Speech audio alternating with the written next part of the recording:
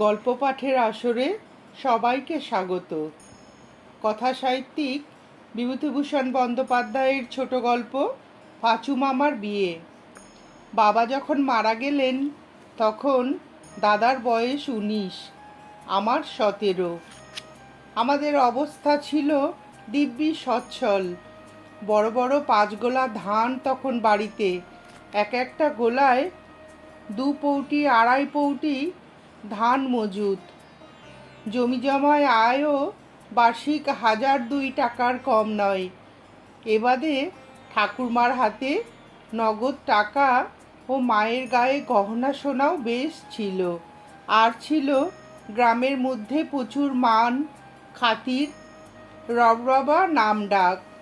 রাখাল মাস্টারের পাঠশালায় lower primary পড়বার সময় ইতিহাসে পড়েছিলাম কে একজন বাংলার সুলতানের পুত্র পিতার মৃত্যুর পরে সিংহাসনে আরোহণ করিয়া দেখিলেন তাহার রাজকোষে 2 লক্ষ স্বর্ণমুদ্রা, 3 লক্ষ হস্তি, 5 লক্ষ অশ্ব, 10 লক্ষ পদাতিক এবং 20 লক্ষ অশ্বারোহী সৈন্য আছে।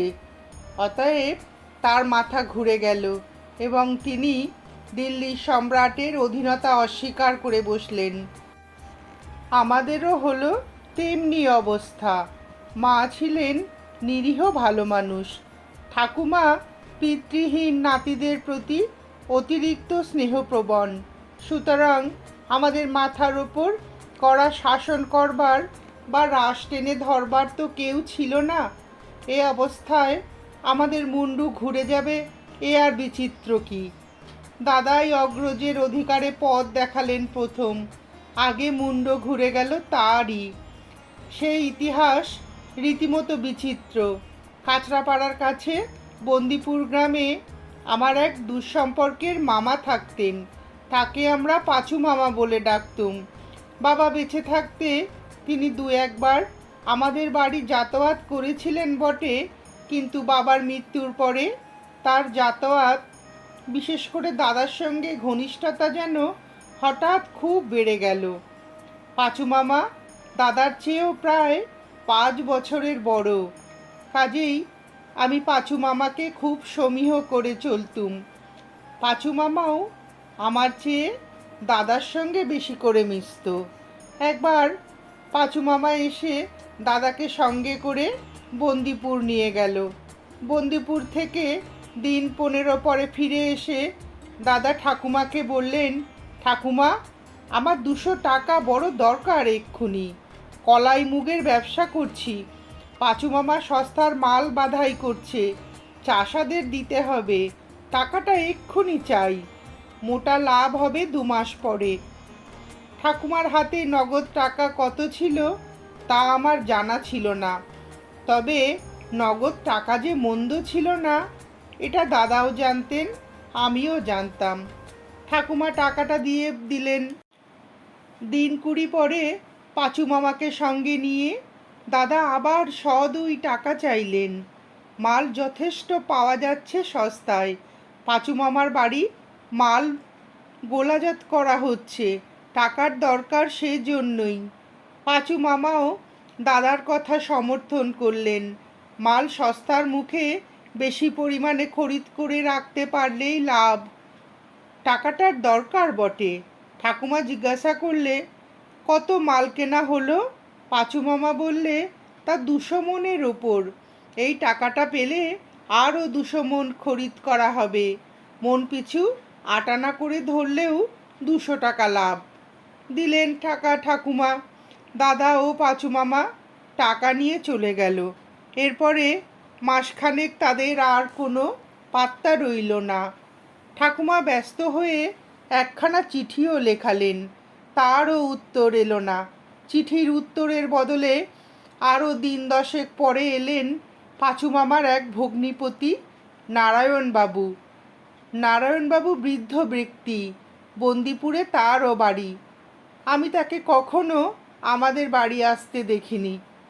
নারায়ণবাবুকে হঠাৎ আসতে দেখে বাড়িশুদ্ধ সবাই শঙ্কিত হয়ে উঠল। দাদা ভালো আছেন তো? ব্যাপার কি? নারায়ণবাবু হাত পা ধুয়ে সুস্থ ঠান্ডা হয়ে ঠাকুমাকে বললেন, মা, আপনি পটলকে কত টাকা দিয়েছেন এ পর্যন্ত? 400 টাকা। নারায়ণবাবু অবাক হয়ে বললেন, এত টাকা কেন দিলেন? কি বলে টাকা নিয়েছিল আপনার কাছ থেকে? ঠাকুমা বললেন, কেন বলো তো বাবা, এসব কথা জিজ্ঞাসা করছো? সে তো মুগ কলাইয়ের ব্যবসা করবে বলে টাকা নিয়েছে। কেন, পাঁচুও তো সেবার এসে ওই কথাই বলে গেল। নারায়ণবাবু রাগে জ্বলে উঠে কাঁপতে কাঁপতে বললেন, পাজি, বদমাইশ ছুঁচো, সেই রাস্কেলটাই তো নষ্টের গোড়া। অত বড় বদমাইশ কি আর আছে নাকি? সেই তো পটলকে ভালো মানুষ পেয়ে নষ্ট করবার চেষ্টা করছে। ওই জন্যই আমার সামনে বেরোয় না। ব্যবসা না মুন্ডু। টাকা নিয়ে দুলেপাড়ায় রাজি দুলেন বলে এক মাগি আছে, তারই ওখানে দুজনে যাতায়াত করে। এর মধ্যে বোধহয় সব টাকাই তার পাদপদ্মে ঢেলেছে। ব্যবসা? মা আর ঠাকুমা মাথায় হাত দিয়ে বসে পড়লেন। দাদা যে এমন ব্যাপার করতে পারে এ সবারই ধারণার অতীত। নারায়ণবাবু বললেন, আমি কি আগে ছাই জানতাম? জানলে এমনতর হয়। আমার সামনে তো দুজনের কেউই বড় একটা আসে না। পরস্পরে শুনলাম এই ব্যাপার চলছে। শুনলাম খুব টাকা ওড়াচ্ছে। জোড়া জোড়া শাড়ি আসছে রানাঘাটের বাজার থেকে ওই মাগির জন্য। আজ খাবার, কাল খাগড়াই বাসন, বোধহয় মদও ধরেছে। তাই ভাবলাম আপনাকে একবার কথাটা জিজ্ঞাসা করা দরকার যে আপনি টাকা দিয়েছেন কি না। তাই আজ এলুম। ঠাকুরমা মাথায় হাত দিয়ে কাঁদতে লাগলেন। বাবার বহু কষ্টে উপার্জন করা পয়সা, ছেলেরা সব মূর্খ ও নাবালক। যা কিছু আছে সংসারের অসময়ে কাজে লাগবে বলেই আছে। এখনো আমার 2 বোনের বিয়ে দিতে বাকি। এ আস্থায় বিধবার পুঁজি সামান্য টাকার মধ্যে 400 টাকা এক দুলে মাগির পেছনে এভাবে ওড়ানো। সমস্ত রাত পরামর্শ করার পরে ধার্য হলো যে পরদিন সকালে নারায়ণবাবু আমায় সঙ্গে নিয়ে যাবেন বন্দিপুরে, এবং কালই দাদাকে আমি ঠাকুরমার অসুখ হয়েছে বলে এই কথা বলে বাড়ি ফিরিয়ে আনব। বন্দিপুর যেতে হয় মদনপুর স্টেশনে নেবে। মাঠের মধ্যে দিয়ে ক্রোশ 2 হেঁটে তো বিকেলে বন্দিপুর পৌঁছানো গেল। বাড়ি থেকে খেয়েই বেরিয়েছিলুম। পাঁচু মামা বাড়িতে নেই, দাদাও নেই। শুনলাম তারা কালো সোনার বাজারে গিয়েছে। আমি পাঁচু মামার বাড়ির সামনে একটা বেলগাছ তলায় বসে আছি। কে একজন মোটাসোটা কুচকুচে কালো স্ত্রীলোক সামনের ঘর দিয়ে মেটে কলসি কাঁখে নিয়ে জল আনতে যাচ্ছিল। নারায়ণবাবু তার দিকে আঙুল দেখিয়ে দিয়ে বললেন, দেখো, ওই বেটি সেই রাজে দুলুনি। ওরই পাদপদ্মে তোমার দাদা সব টাকা ঘুচিয়েছে। একটু পরে দাদা ও পাঁচু মামা বাড়ি ফিরল। আমাদের দেখে দুজনেই প্রথমটা যেন অবাক হয়ে থতমত খেয়ে গেল। তারপর দাদা জিজ্ঞাসা করলে, কিরে নগা, কি মনে করে? নারায়ণবাবু বললেন, ও এসেছে তোমায় বাড়ি নিয়ে যেতে। তোমার ঠাকুমার বড় অসুখ যে। অসুখ? কি অসুখ? দাদা আমার মুখের দিকে চাইলে। দাদার হঠাৎ ভয় পাওয়া, হঠাৎ ম্লান মুখের দিকে চাইতে পারলুম না। বড় কষ্ট হলো। একবার মনে হলো সত্যি কথাটা বলে ফেলি, কিন্তু তাহলে দাদা যদি বাড়ি না যায়। সেই রাত্রে দাদাকে নিয়ে বাড়ি ফিরলাম। বাড়ি এসে দাদা খুব বকুনি খেলে ঠাকুরমা ও মায়ের কাছে। তার উত্তরে সে নারায়ণবাবুকে গালমন্দ দিয়ে যা তা বলে গেল। কে বলেছে সে সর্ষে কেনেনি? এখনো 20 মণ সর্ষে ঘরে মজুত রয়েছে, আর সব মাল চাষাদের ঘরে রেখে দেওয়া হয়েছে। দরকার হলেই রাজি দুলুনি কে? রাজি দুলুনিকে দাদা চেনেও না। নারায়ণবাবুর মতো কুটিল ধরিবাস লোক দুনিয়ায় আর নেই। তিনি টাকা ধার চেয়েছিলেন, দাদা দেয়নি। তাই তিনি দাদার বিরুদ্ধে এইসব মিথ্যে রটনা করে বেড়াচ্ছেন। বলা বাহুল্য, মা বা ঠাকুরমা দাদার এসব কথা কিছুই বিশ্বাস করলেন না। মাসখানেক পরে পাঁচু মামা আবার একদিন এসে হাজির আমাদের বাড়িতে। ঠাকুমা বললেন, পেঁচো শোন, হতভাগা, আবার যে একরাশ টাকা চেয়ে পাঠালি পটলাকে দিয়ে ব্যবসা করবি বলে। কই ব্যবসার হিসাব দেখাতো আমায়, দেখি কোথায় গেল এতগুলো টাকা। পাঁচু মামার মুখে যেন চিরদিন তুবড়ি ছোটে। হাত পা নেড়ে সে বুঝিয়ে দিল, টাকা ডোবানো তো দূরের কথা, আর মাস দুই পরে ওই 400 টাকায় অন্তত 150টি টাকা লাভ দাঁড়াবে। তখন লাভে মূলে একসঙ্গে টাকাটা এনে দেবে। এখন পাঁচুর অদৃষ্ট খারাপ, সে যার জন্য চুরি করে সেই নাকি পাঁচুকে চোর বলে। যাক, তার জন্য সে দুঃখিত নয়। আসল টাকাটা কোনো রকমে ঠাকুমায়ের পায়ে তুলে দিতে পারলেই সে স্বস্তির নিঃশ্বাস ফেলে বাঁচে। ততদিন পর্যন্ত রাত্রে ঘুম নেই তার। পাঁচু মামার বক্তৃতায় ঠাকুমার বিশ্বাস ফিরে এলো। ফলে পাঁচু মামা আমাদের বাড়িতেই রয়ে গেল। দাদাকে এর আগে সে নষ্ট করেছিল, এবার আমার পিছনে লাগলো এবং অদ্ভুতভাবে সাফল্য অর্জন করলো। এমনকি কিছুদিন পরে আমারই মনে হলো আমি দাদাকে বুঝি ছাড়িয়েই যাই। তখন আমার বিবাহ হয়নি, দাদার সবে হয়েছে। আমি নানা ছুতোয় ঠাকুমার কাছ থেকে টাকা আদায় করি আর পাঁচু মামার পরামর্শ মতো খরচ করি। মহকুমা শহর ছিল নিকটেই। নানা ছুতোনাতায় মহকুমা গিয়ে আমি আর পাঁচু মামা প্রায় রাত্রে বাড়ি ফিরতুম না। ধাপে ধাপে শেষে এত দূর পর্যন্ত নেমেছিলুম। পাঁচু মামাকে সত্যি আমি অদ্ভুত কর্মা মানুষ বলে ভাবতাম। যেমন জানে ব্যবসা, তেমনি রাখে দুনিয়ার সব খবর। যেমনি বোঝে মোকদ্দমা, তেমনি পারে ফুর্তি করতে। পাঁচু মামার হাতে টাকাগুলো তুলে দিয়ে বলতাম, এর মধ্যে থেকে যা যা দরকার খরচ করো। যতই টাকা দিই 3-4 দিনের মধ্যে খরচ করে ফেলে আবার আমার কাছে চাইতেন। বলতেন, কিনু, বুড়ির হাতে মোটা টাকা আছে, তা তোমার দ্বারা যে কিছু হবার নয়, আমি বুড়ির নাতি হলে দেখতিস। মামার কাছে কখনো টাকার হিসেব নেইনি। অসীম শ্রদ্ধা ও নির্ভরতা ছিল আমার পাঁচু মামার ওপরে।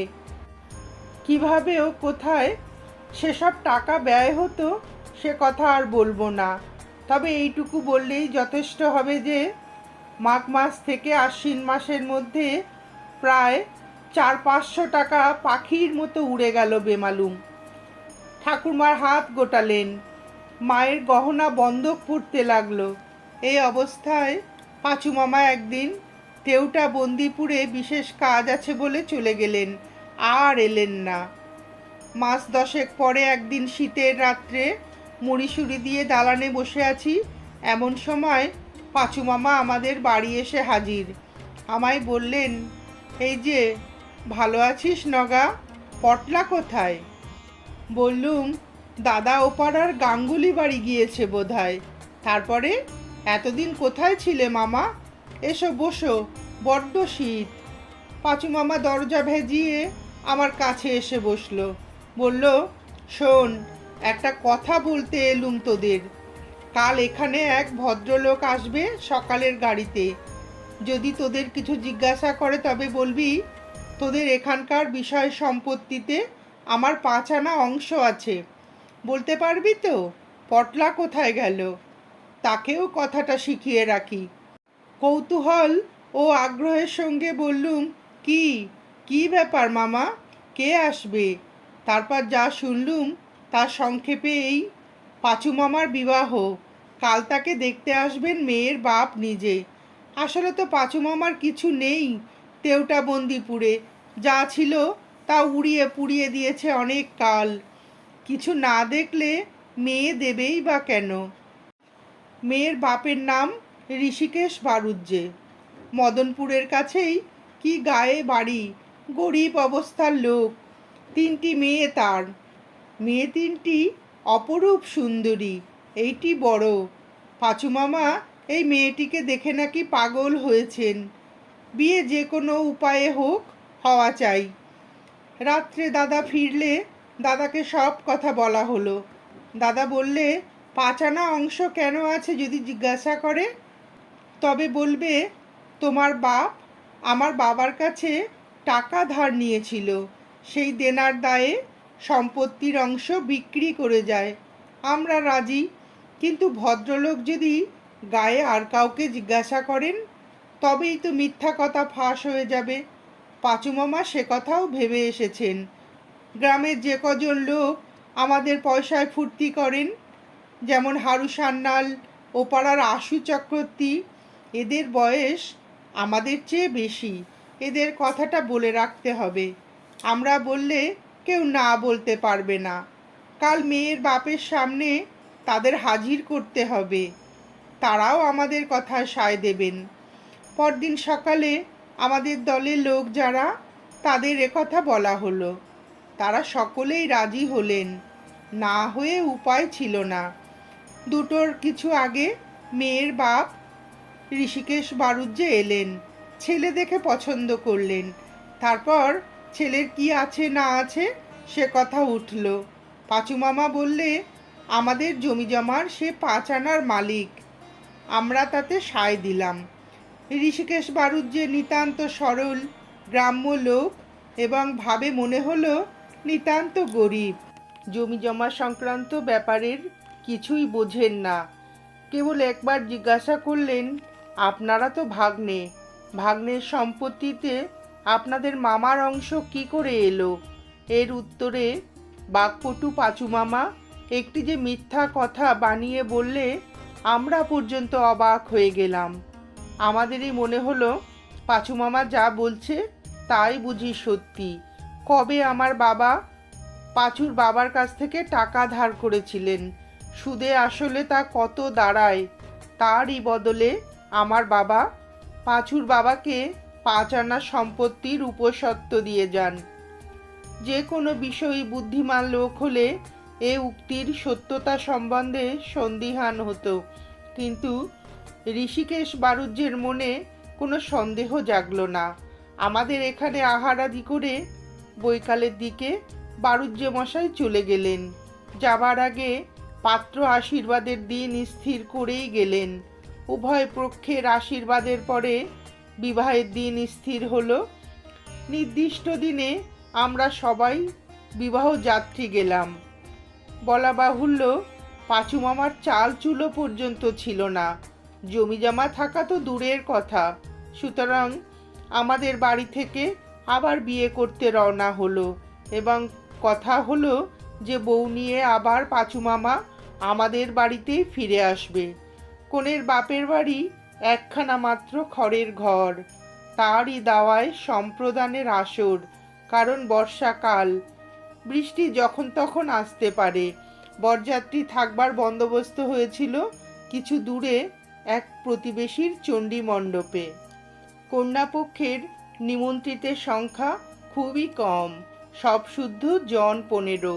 বাড়ির ভেতরের উঠানে শামিয়ানা টানানো হয়েছে, তারই তলায় আমরা বসে গেলাম। লগ্ন ছিল বেশি রাত্রে। আমাদের খাওয়া দাওয়া তার আগেই শেষ করে দেওয়ানো হলো। ঋষিকেশ বাড়ুজ্যের অবস্থা কত খারাপ তা বোঝা গেল একটু পরেই। তিনি নগদ বর্পণ স্বরূপ 21টি টাকা মাত্র দিতে চেয়েছিলেন। এখন বিবাহ সভায় দেখা গেল তিনি মাত্র 11টি টাকা থালার উপর সাজিয়ে রেখেছেন। বরকর্তা ছিলেন আমাদের গ্রামের দাশু চক্রবর্তী। প্রবীণ লোক বলে তাকেই আমরা সঙ্গে নিয়েছি কর্তা সাজিয়ে, নইলে পাঁচু মামার তরফ থেকে বরকর্তা হবার কোনো মানুষ নেই তো। দাশু চক্রবর্তী আমাদের উপদেশ মতো বললেন, 21 টাকার কথা ছিল, 11 টাকা কেন? বাকি টাকা না দিলে বর সভাস্থ করার অনুমতি দেব না। ঋষিকেশ বাড়ুজ্যে হাত জোর করে বললেন, আর জোগাড় করতে পারিনি, ওই নিয়ে আমায় মাপ করতে হচ্ছে বেয়াই মশাই। আমার অবস্থার কথা আপনাকে আর কি বলবো। ঘরে চালে দেবার জন্য খড় কিনে রেখেছিলাম, সেই খড় বেচে ফেলে দিয়ে তবে ওই 11 টাকা জোগাড় করেছি। সামনে বর্ষা আসছে, ঘরের মধ্যে এসে দেখুন চাল ফুটো, আলো আসছে, ঘর সারাবার আর কোনো সঞ্চয় নেই। আর টাকা হলেও এই জ্যৈষ্ঠ মাসে খড় পাবো কোথায়? এরপরে আমরা তর্ক চালাতাম, ছাড়তাম না। তোমার চালে খড় নেই তো আমাদের কি রে বাপু? মেয়ের বিয়ে দিতে এসেছো, আগে থেকে তোড়জোড় করনি কেন? রইলো তোমার বিয়ে থাওয়া, আমরা বর সভা থেকে উঠিয়ে নিয়ে যাব। এসব কথা বলা চলতো, কিন্তু পাঁচু মামা দেখি ছটফট করছে। তার ইচ্ছা নয় টাকার জন্য আমরা বিয়ে ভেঙে দেই বা কোনো বাধা সৃষ্টি করি। সে আমায় ডেকে কানে কানে বললে, কি ছেলে মানুষই হচ্ছে। তার চোখ মুখের করুণ ভাব দেখে আমি তো আর হেসে বাঁচি না। সে কেবলই ভাবছে তার বিয়েটা বুঝি আমরা পাঁচজনে মিলে ভেস্তে দিলাম। যাই হোক, পাঁচু মামার অবস্থা দেখে আমরা বেশি দূর ব্যাপারটা গড়াতে দিলাম না। বর সভাস্থ করা হলো, মেয়েকে যখন আনা হলো, মেয়ের রূপ দেখে আমরা তো অবাক। এমন রূপসী মেয়ের সঙ্গে পাঁচু মামার বিয়ে হচ্ছে তা তো জানতাম না। কি গায়ের রং, কি সুন্দর গড়ন পিঠন, আর তেমনি মুখশ্রী। অমন রূপের ডালি মেয়ে কালে ভদ্রে চোখে পড়ে। তাই পাঁচু মামা খেপে উঠেছে এই বিয়ের জন্য। তাইতে এত জুয়োচুরি, এত আটঘাট বাঁধা, এত দুর্ভাবনা, পাছে এমন মেয়ে হাতছাড়া হয়ে যায়। মনে মনে ভাবলাম, পাঁচু মামার অদৃষ্টটা দেখছি বেজায় ভালো, নইলে এমন মেয়ে ওর জোটে? ওর চাল নেই, চুলো নেই, তিন কুলে কেউ নেই। অজ মূর্খ, গাঁজা খায়, নেশা ভাঙ করে। কোন বদমাইশিটা ওর বাকি আছে জিজ্ঞাসা করি? আমার দাদাকে আর আমাকে ওই তো নষ্ট করেছে। তার ওপর পাঁচু মামা ঘোর জুয়াচোর আর ঘোর মিথ্যাবাদী। লোককে ঠকাতে এমন ওস্তাদ আর দুটি নেই। এই বিয়েই তো করছে জুয়োচুরি করে। আমাদের বিষয়ে পাঁচানা অংশ আছে না ছাই। সত্যি কথা জানলে বিয়ে দিত মেয়ের বাপ, বিশেষ করে যখন এমন সুন্দরী মেয়ে। যাক, সেসব কথার দরকার কি আমাদের। বিয়ে মিটে গেল, বরকনে আমাদের বাড়ি এসে উঠল। বৌভাত কিন্তু আমাদের বাড়িতে হবে না এ কথা ছিল আগে থেকেই। কারণ আমাদের এখানে বৌভাত করতে গেলে আমাদের নাম ডাকের উপযুক্ত জাঁকজমকের সঙ্গে বৌভাত করতে হয়, নইলে নিন্দে হবে। সে খরচ দেয় কে? কাজেই ঠাকুরমা বলেছিলেন, বউ এখানে তুলে তারপর তুমি পৈতৃক ভিটেতে নিয়ে যেও, সেখানে কাজকর্ম করো গিয়ে, এখানে ওসব হবে না। পাঁচু মামা বউ নিয়ে নিজের বাড়ি চলে গেল। আমার মা ছিলেন বড় খাঁটি লোক। তিনি জানতেন না যে পাঁচু মামা বিয়ের আগে কি জুয়াচুরির আশ্রয় নিয়েছিল আমাদের বিষয়ে তার পাঁচানা অংশ থাকা নিয়ে। মা বললেন, পাঁচুর বউটি যেন হয়েছে দুর্গা প্রতিমা, কিন্তু মেয়েটার অদৃষ্ট ভালো নয়। আমার জ্ঞাতি ভাই হলেও আমি বলছি, ওরকম পাত্রে অমন রূপের ডালি মেয়ে কি দেখে যে বুড়ো দিল তা সেই জানে।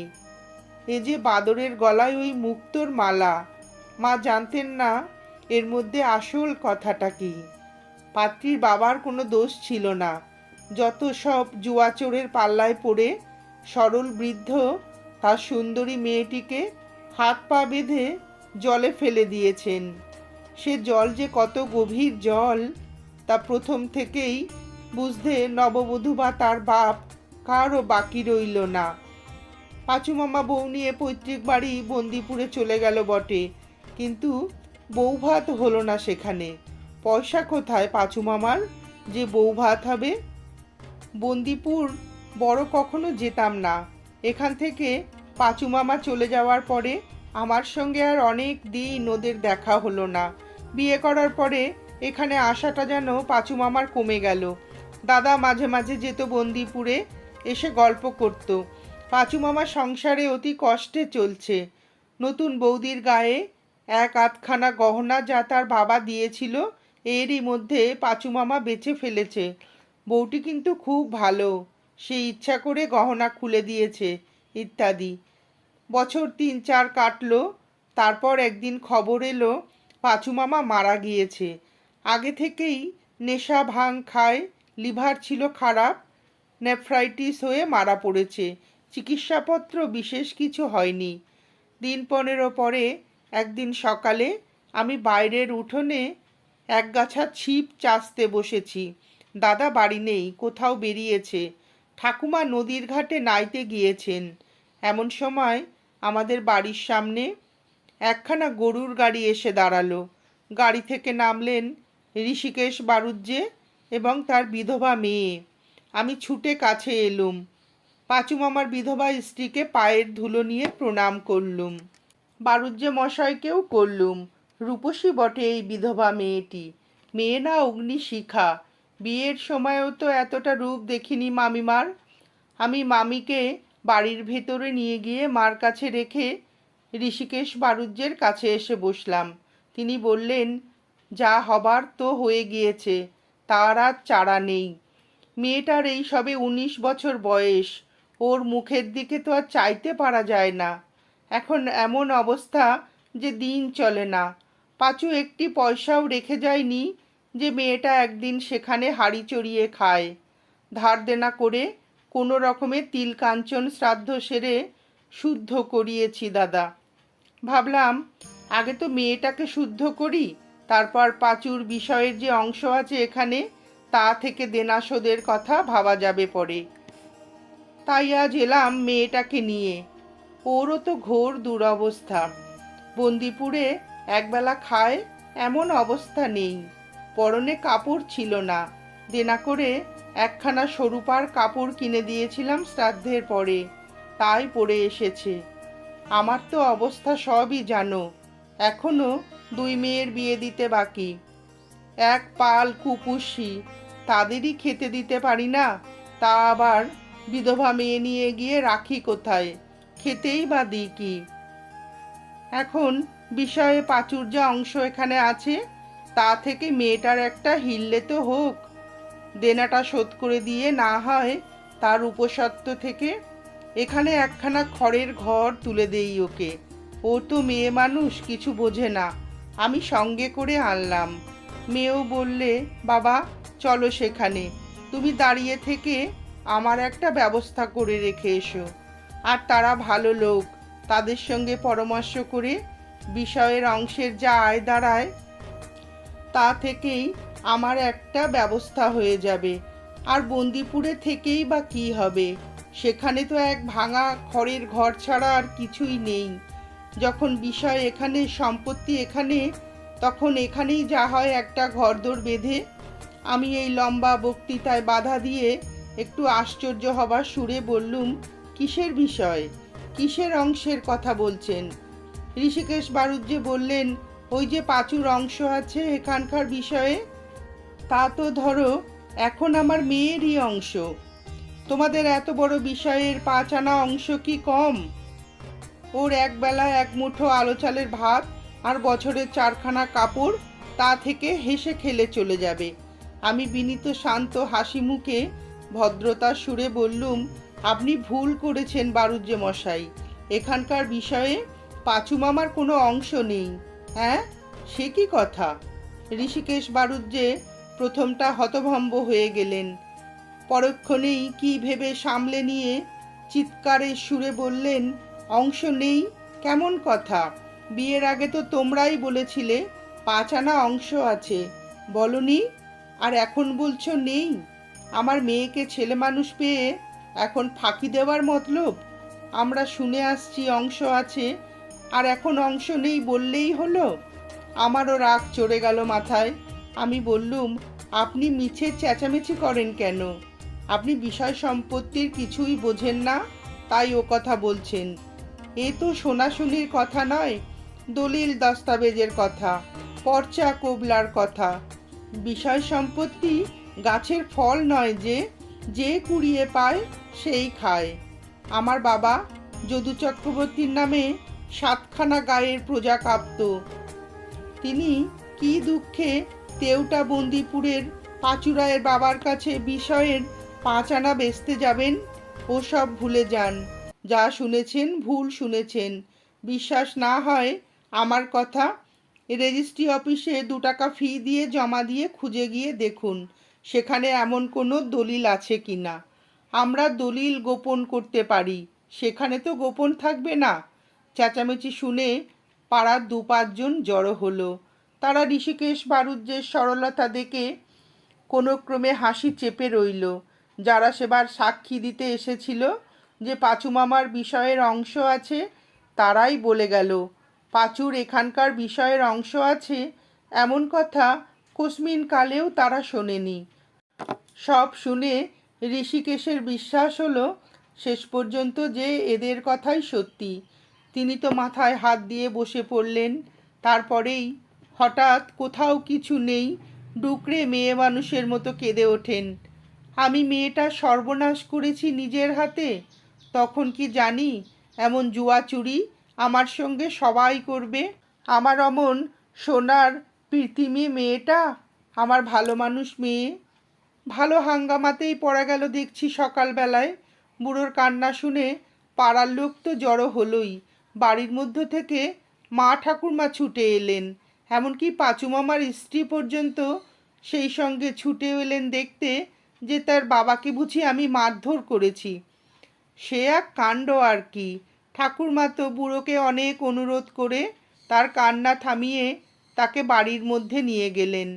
অনেক কী সব বোঝালেন সোজালেন, আমায় ডেকে খুব বকুনি দিলেন। আমি নাকি লোকের সঙ্গে কথা কইতে জানি নে।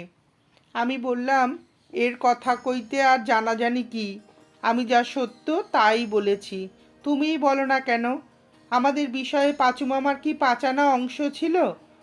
মা শুনে অবাক, তিনি এসব ব্যাপারে কিছুই জানতেন না। বললেন, সে কি কথা, পাঁচুর এদের বিষয়ে অংশ কেন থাকবে? এ কি রকম কথা, এ তো বুঝতে পারছি না।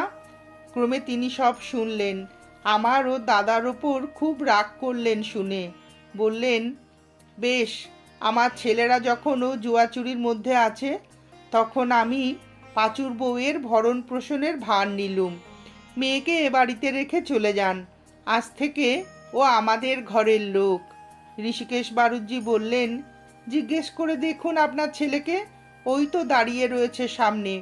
বিয়ের আগে পাত্র আশীর্বাদের দিন এ কথা বলেছিল কি না? আমি মেয়ের বিয়ে দিয়েছিলাম আপনাদের দেখে, আমি তো পাঁচুকে দেখে দিইনি।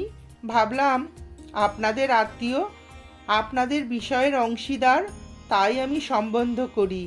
তখন কি করে জানবো যে এর মধ্যে এত জুয়াচুরি? আমি বললাম, এ কথা আপনি নিতান্ত ছেলে মানুষের মতো বলছেন। যদি কেউ বলে মনীন্দ্র নন্দীর জমিদারিতে আমার অংশ আছে, অমনি তার অংশ হয়ে যাবে। ঠাকুমা আবার আমায় ধমক দিয়ে চুপ করালেন। ঋষিকেশ বারুজ্যকে স্নান করতে পাঠালেন, তারপর খাইয়ে দাইয়ে তাকে সুস্থ করলেন। যাবার সময় ঋষিকেশ বারুজ্যে ঠাকুমায়ের হাত ধরে বললেন, আমার মেয়েকে আপনি রেখে দিন। আমার সংসারে এক পাল পুষি, খেতে দিতে পারি না। আপনাদের হাত ঝাড়লে পর্বত। আমার মেয়েকে একবেলা এক মুঠো আলো চালের ভাত। মা ও ঠাকুমা বললেন, তা আর কি, বৌমা থাকুন এইখানেই। পাঁচুর বউ, আমাদের তো আর পর নয়, কপালই না হয় পুড়েছে সকাল সকাল। সেই থেকে পাঁচু মামার স্ত্রী আমাদের সংসারেই রয়ে গেলেন। প্রথমে ছিলেন বেশ সুখেই, যতদিন মা ঠাকুমা বেঁচে ছিলেন। তারপর তারা একে একে গেলেন স্বর্গে। দাদার বিয়ে আগেই হয়েছিল, আমারও বিয়ে হলো। ঋষিকেশ বারুজ্যে ওদিকে মারা গেলেন। পাঁচু মামার স্ত্রীরও আর বাপের বাড়ি যাবার জায়গা রইল না। নতুন বউয়ের দল নিজের সুবিধা মতো সংসার সাজিয়ে নিয়েছিল। পাঁচু মামার স্ত্রীর এই সংসারে থাকাটা তারা গোড়া থেকেই অনধিকার প্রবেশ বলে ধরেছিল। এইবার সামান্য পান থেকে চুন খসলেই পাঁচু মামার স্ত্রীকে অপমান শুরু করলে।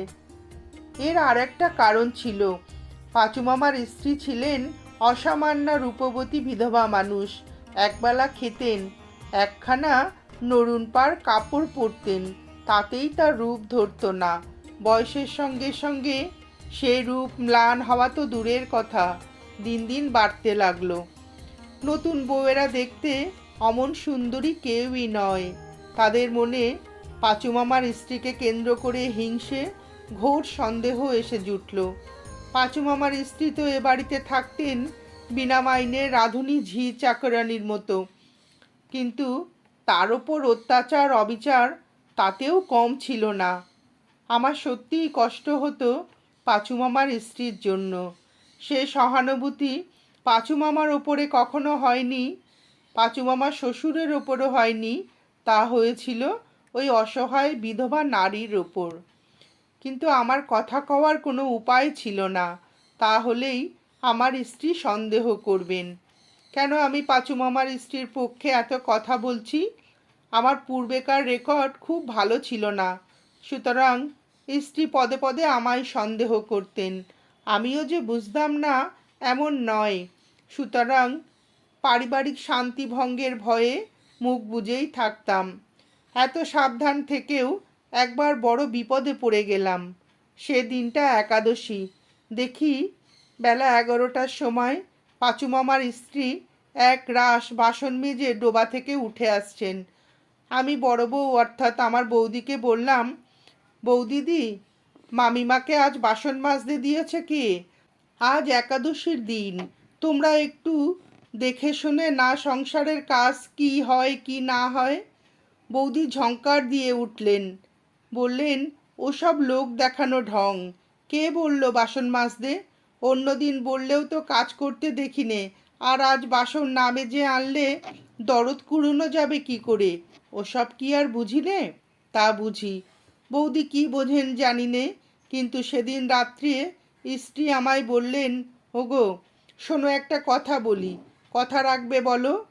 কি কথা বলো? ওকে তুমি বাড়িতে রাখতে পারবে না। আমি আশ্চর্য হয়ে বললাম, কাকে গো? ভেঙেই বলো না। ওই যে তোমার মামিমাকে, ওকে এক্ষুনি তাড়াও। কেন? মামিমা কি করেছেন? সোজা কথা বলি, আমি তোমাকে বিশ্বাস করি নে। ও তো তোমার আপন মামিমা নয়, বিশেষ কোনো সম্পর্কও কিছু না, সামান্য পাতানো সম্পর্ক। আর ওই রূপ আর ওই বয়স, তোমাকে আমি চিনি। মিছে অশান্তি কেন সৃষ্টি করবে? সরাও ওকে এখান থেকে। আমি গতিক ভালো দেখছি নে। বুঝলাম সেই যে দুপুরবেলা পাঁচু মামার স্ত্রীর পক্ষ হয়ে একটা কথা বলেছিলাম বড় বউয়ের কাছে, তিনিই লাগিয়েছেন সমস্ত কথা ছোট বউকে। কি বিশ্রী মন এইসব পাড়াগাঁয়ের মেয়ে মানুষদের। অস্বীকার করিনে যে আমার রেকর্ড ভালো না। আমি জানি আমি কি নই, কিন্তু একজন আশ্রিতা অসহায় তরুণী বিধবা, যার প্রতি সত্যিই আমার সহানুভূতি ও অনুকম্পা, যাকে মামিমা বলে ডাকি, তার সম্বন্ধে এই সব। আমার মন এক মুহূর্তে বিরূপ হয়ে উঠল সংসারের ওপর, স্ত্রীর ওপর, বৌদিদির ওপর, সমস্ত ব্যাপারটার ওপর, এমনকি পাঁচু মামার স্ত্রীরও ওপর। বললাম, বেশ ভালো, আজই যেতে বলছি। মনে ভাবলাম এমন করে বলবো যে স্ত্রী পর্যন্ত দুঃখিত এবং অপ্রতিভ হয়ে উঠবে। পরদিন সকালেই পাঁচু মামার স্ত্রীকে ডেকে বললাম, আপনার আর এখানে থাকা হবে না। আপনাকে নিয়ে সংসারে অশান্তি বাঁধছে। আপনি এক্ষুনি আমাদের বাড়ি থেকে অন্যত্র যান। বড় বউ বললেন, সে কি কথা? কাল গিয়েছে একাদশী, আজ দ্বাদশীর দিন, না খেয়ে কোথায় যাবে নুনি? কাল সারা দিন রাত নিরম্ব উপোস গিয়েছে, সংসারের অকল্যাণ হবে যে। মনে মনে ভাবলাম, সেইটাই বোঝো? আর একটা গরিব অসহায় মেয়ের যে কি হবে তা মনেও ওঠে না। তোমাদের ভালো করেই কল্যাণ করাচ্ছি। পাঁচু মামার বউটি কথা বললেন না, নিজের পুটুলি গুছিয়ে যাবার জন্য প্রস্তুত হলেন। আমি জানি তার কোথাও যাবার জায়গা নেই। বাপের বাড়ি এক গাঁজাখোর বেকার ছোট ভাই আছে, সেখানে এক মুঠো খাওয়া জুটবে না একবেলা। কিন্তু সব জেনেও বড় রূঢ় ও কঠিন হয়ে উঠলাম আজ। একাদশীর পরদিন না খেতে দিয়েই তাড়াবো, করাচ্ছি সংসারের কল্যাণ তোমাদের। সেই সকালেই চা খেয়ে বসে আছি। পাঁচু মামার বউ দুটি পান সেই ডিশের বাটিতে আমার সামনে রেখে দিয়ে পুটুলি বগলে করে বাড়ি থেকে বেরিয়ে গেলেন। আমি মুখে কিছু বলিনি, কেবল স্টেশন পর্যন্ত সঙ্গে যাবার জন্য আমাদের মুহুরী বৃদ্ধ গোপাল মিত্রকে পাঠিয়ে দিলাম এবং আপদ চুকে গেল ভেবে আরামের নিঃশ্বাস ফেললাম। পাঁচু মামার বউয়ের তারপর থেকে আর কোনো খবর রাখিনি।